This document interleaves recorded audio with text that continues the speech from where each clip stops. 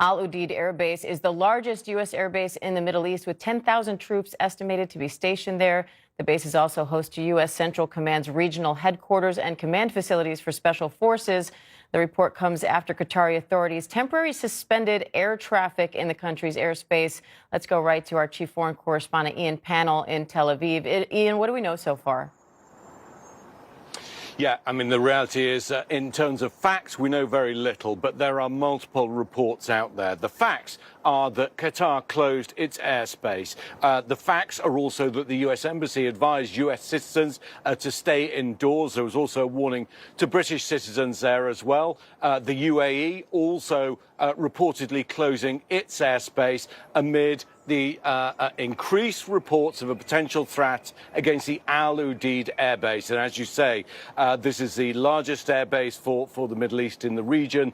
It's important not just to house aircraft, but it's important because this is a command and control facility. It's where missions are controlled. I've been to Al Udeid in the past before and seen this huge control room where drones, aircraft are monitored and controlled. And it's possible that the attacks against Iran were orchestrated from here. We know that President Trump and the National Security Council are due to meet. They are also acutely aware of these threats. Our colleague Kira Phillips quoting a defense official saying that they don't behave like this unless the threat itself is credible. We had multiple threats, multiple warnings from Iran that they would indeed retaliate to the U.S. strikes on 3 nuclear facilities. The latest one came from the Iranian president probably only about 40 or 45 minutes ago. He's not a key decision maker. The Ayatollah is in normal circumstances, but these are abnormal circumstances. But again, warning that there would be retaliation. Remember, President Trump and Defense Secretary Hegseth have made it very clear that if there is any kind of retaliation from Iran, that would lead to an even greater response from the United States. But there is precedent here.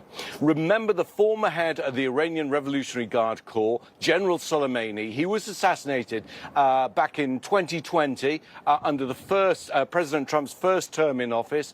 I was in northern Iraq when Iran responded. They fired at U.S. bases near where we were in Erbil in the north of the country. They fired at U.S. bases elsewhere in the country and on the border near Syria as well. So they have form, if you like. Now, that was a calibrated response. It was one for Iran to say, look, we did respond, but no further. It allowed for a de-escalation. I'm not sure we're in the same territory right now, especially given the very specific threats that the President Trump has made against any of what would happen in the eventuality of any retaliation. But the facts are, there was this threat, there was airspace was closed, and the Israelis also monitoring the situation. There are reports, we have a colleague whose sister lives in Doha, reports of hearing explosions.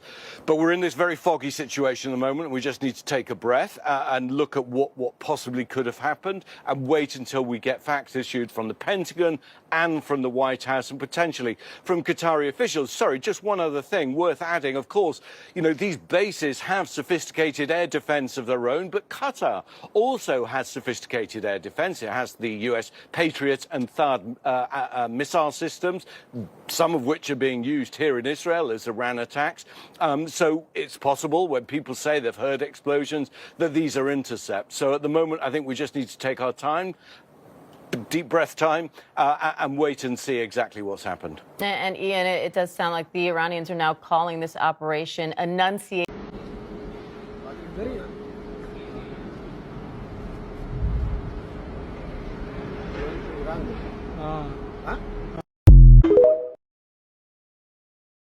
الله أكبر تعال مدام مدام